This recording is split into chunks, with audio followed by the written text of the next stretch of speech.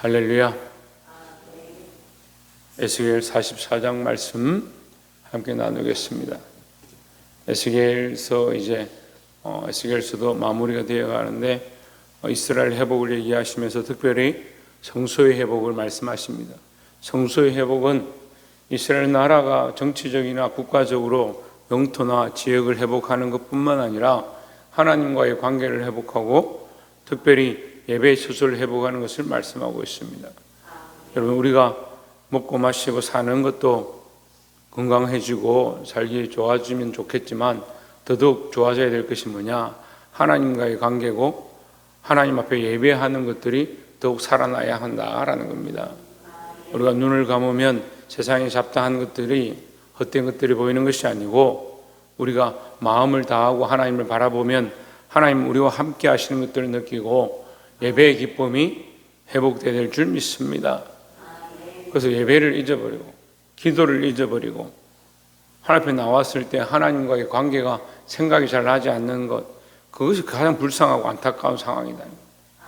사람들은 그냥 희노애락 즐기고 먹고 마시고 세상의 것들을 쫓아가면 그냥 괜찮다라고 생각하는데 우리가 영적으로 잊어버리는 것, 그것이 가장 심각한 문제인 줄 깨닫고 하나님 앞에 회복되시기를 주의 이름으로 축원합니다. 44장 1절에 그가 나를 데리고 성소의 동쪽을 향한 바깥문에 돌아오시니 그 문이 닫혔더라 했습니다. 에스겔의 환상 중에 보니까 동쪽을 향한 문으로 다시 돌아왔단 말은 아까 동쪽으로 지나왔는데 다시 돌아와서 그 문이 어떻게 됐는지 보여줬다는 말이에요. 그 전에 열려서 내가 들어왔는데 가서 보니까 지금은 닫혔더라. 열려 있었는데 왜 닫혔느냐? 열린 문으로 하나님 들어오셨어요. 하나님 들어오시고 그 다음에 뭐요? 문이 닫혔다. 2절에 보면 여호와께서 내게 이르시되 이 문은 닫고 다시 열지 못할지니 아무도 그리로 들어오지 못할 것은 이스라엘 하나님 나 여호와가 그리로 들어왔습니다. 그러므로 닫아둘지니라 했습니다. 하나님 들어오셨으니까 다른 것들이 들어올 필요가 없다는 거예요. 예배에 하나님의 은혜가 있고 하나님의 이름이 높임을 받고 하나님만 찬양하는 것 외에 다른 것이 뭐가 필요하냐는 거죠.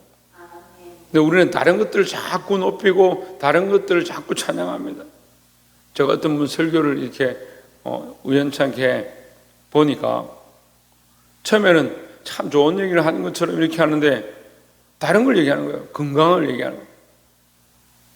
참 건강을 어떻게 뭘 마시고 뭘 먹고 아침에 일어나면 어떻게 하면 건강해지고 몸에 좋으니까 또 어떤 말을 하면 몸에 유익하니까 그래 하루에 몇 번 웃으면 몸에 좋으니까 그런 얘기를 하는 거예요. 하나님 여기 들어오시는데 하나님 여기 임하시는데 여호와께서 용사로 우리에게 오셔서 우리 안에 죄악을 씻으시고 우리를 정결케 하시고 악한 것들을 물리치시고 은혜로 임하기를 원하시는데 다른 것들이 못 들어오게 문을 닫아야 돼요. 자꾸 다른 생각이 들어오고 다른 게 주인 되어지고 다른 게 높아지도록. 그래서 웰빙 설교래, 웰빙 설교. 얼마나 몸을 사랑하면 제가 참 안타깝더라고요. 좀 인간들이요, 자기 사랑이 얼마나 많아, 자기 사랑이. 하나님의 은혜가 임하고 하나님의 임재가 임하고 그 앞에 서서 우리가 두려워 떨기도 하고 기뻐 즐거워하기도 하고 그 은혜를 느껴야 하는데 하나님의 임재는 어디 간 데 없고 자기 몸이 좋고 자기 기분이 좋고 자기 즐거움을 구하는 거예요. 심지어는요, 제가 어디 가서 설교를 하니까 그 사람들이 은혜 받기를 사모하더라고요. 여러분, 은혜 자체도 우리가 따라갈 게 아니에요. 우리는 하나님의 임재를 구하고 하나님을 구하고 하나님을 바라봐야죠. 그 은혜를 받고 은혜를 받지 않고 은혜를 주시고 안 주시고는 하나님의 전적인 특권이고 하나님 하실 일이죠. 그리고 우리는 할 수만 있으면 오직 하나님, 우리는 할 수만 있으면 오직 예수 그리스도, 그것만 바라봐야 된다는 거예요. 그 문을 닫았다.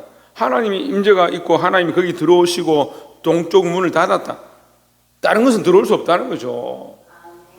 그래서 우리는 예배 가운데 전적으로 하나님만 바라보도록, 다른 어떠한 것들도 서지 못하도록 하나님 앞에 나아가시기를 주의 이름으로 축원합니다. 3절에 왕은 왕인 까닭에 안길로 이 문 현관으로 들어와서 거기에 앉아서 나 여호와 앞에서 음식을 먹고 그 길로 나갈 것이니라 했습니다. 안길로 들어오라는 거예요. 네가 왕이라 할지라도, 아무리 왕이 여기 온다 할지라도 그 왕도 안길로 들어오지 하나님이 다니시는, 하나님이 임재하시는 곳으로 올 수가 없다. 그러니까 우리 안에 왕된 것들을 날마다 무너뜨리는 훈련을 해야 되는 거예요. 나는 무엇을 왕으로 삼고 있는가? 나는 무엇을 가장 귀하게 여기는가? 나는 뭘 가장 사랑하는가? 그걸 날마다 쳐서 복종케 하는 것이 우리가 평생 동안 살아가면서 훈련해야 될 일이에요.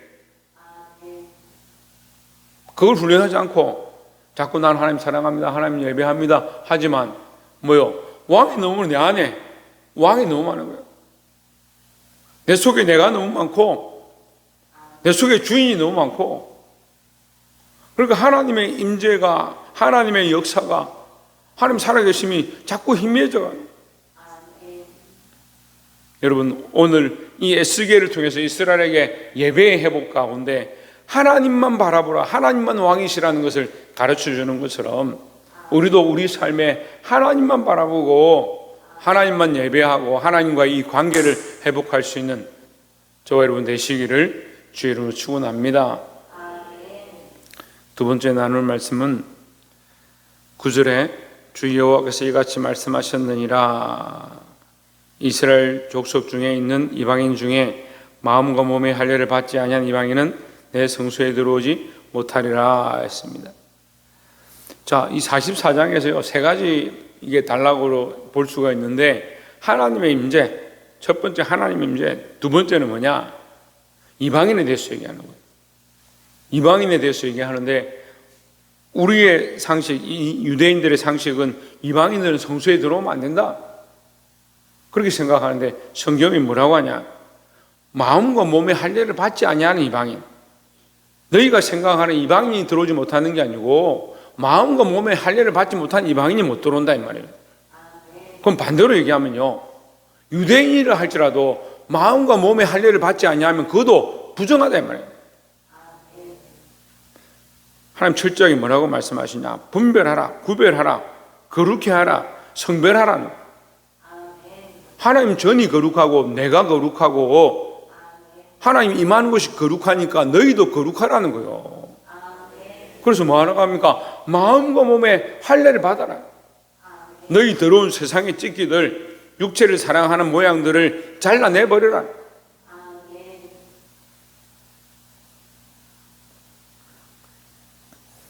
그래서 이방인은 내 성소에 들어오지 못하리라, 이 말만 보면 이방인이 못 들어올 것 같이 얘기하는데 그 앞에 마음과 몸의 할례를 받지 아니하니라는 전제가 있는 거예요.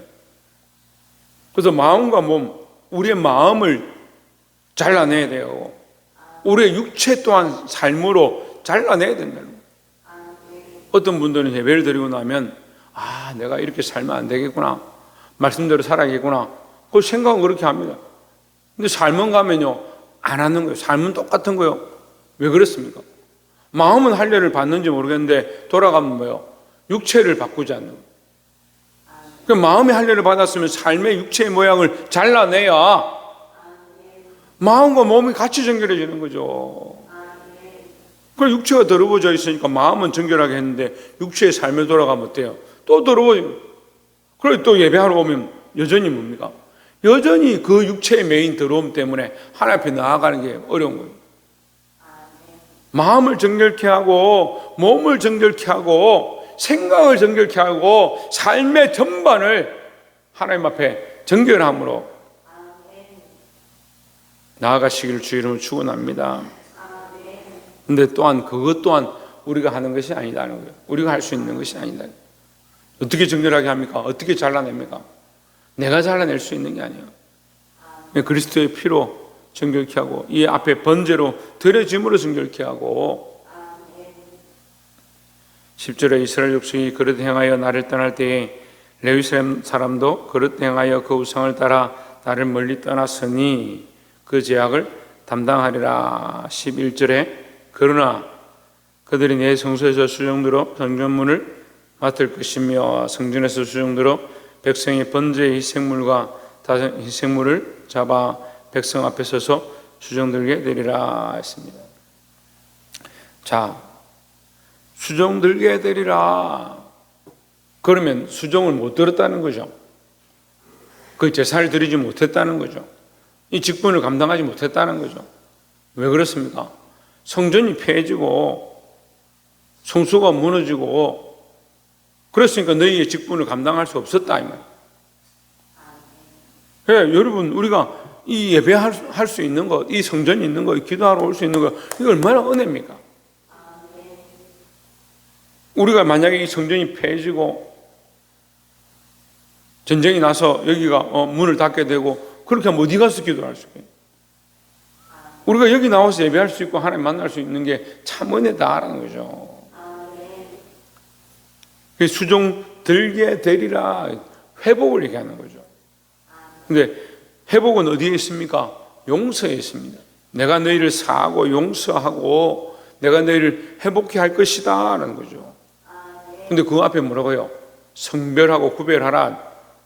몸과 마음에 먼저 뭐하라? 할례를 받으라는 거죠. 보게 되기를 소망합니다.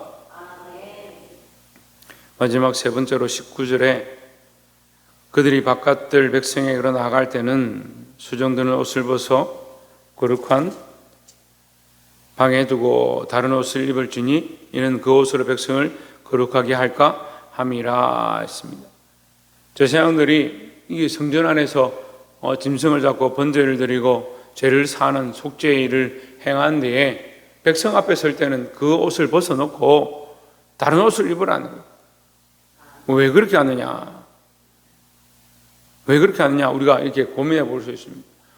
백성을 거룩하게 하기 위하여 번제를 드리고 그렇게 했으면 백성 앞에 나아갈 때도 거룩하게 한 옷을 입으면 좋을 거 아니냐 생각하는데 하나님 철저하게 뭘 말씀하시냐? 구별과 성별을 얘기하는 거예요. 여기는 거룩하다. 여기는 거룩하다. 하나님 앞에 서 있는 이곳이 거룩하니까 세상에 나아갈 때 이것을 가지고 가지 마라. 이 정결케 하는 것을 가지고 가지 마라. 하나님 섭섭합니다. 세상에도 그걸 들고 가면 좋겠는데요. 아니요. 구별하라 이 말이에요. 우리가 성만찬을 한다 합시다. 떡을 나누고 포도주를 마시는데 하나님 앞에 나와서 기도하고 이것을 거룩하게 해서 이건 주님께서 우리를 위하여 지키신 몸입니다. 우리를 위하여 흘리신 피입니다. 이렇게 하고 하나님 앞에 이 만찬을 드립니다. 그래서 그걸 먹습니다. 그런데 이걸 거룩함으로 하나님 앞에 분별치 못하고 먹는 자는 그 죄가 있단 말이에요. 그 죄가 그대로 있다. 오히려 더 죄를 받는다. 예수 그리스도의 피로 내 죄를 씻고 예수 그리스도의 그 살을 찢김으로 나를 정결케 했구나, 죽으셨구나, 그걸 기념하라고 했는데 이걸 들고 아무 데나 가가지고 길거리에 가서 먹고 사람들 만나는 데 가서 먹고 집에 가서 이 떡이다 하면서 마누라 남편 앉아서 먹고 가족들끼리 마누라 남편 이상한 아내와 남편들이 앉아서 먹고 자식들은 아무렇게나 하면 학교에서 도시락으로 꺼내서 먹으면 이게 무슨 거룩함이에요. 하나님 앞에 분별하라는 거예요. 내가 거룩하니 너희도 거룩하다. 우리가 하지만 어디 안에 거룩하냐? 하나님 안에서 거룩하다는 거예요. 예배 안에서 거룩하다는 거죠. 이게 구별하라는 겁니다.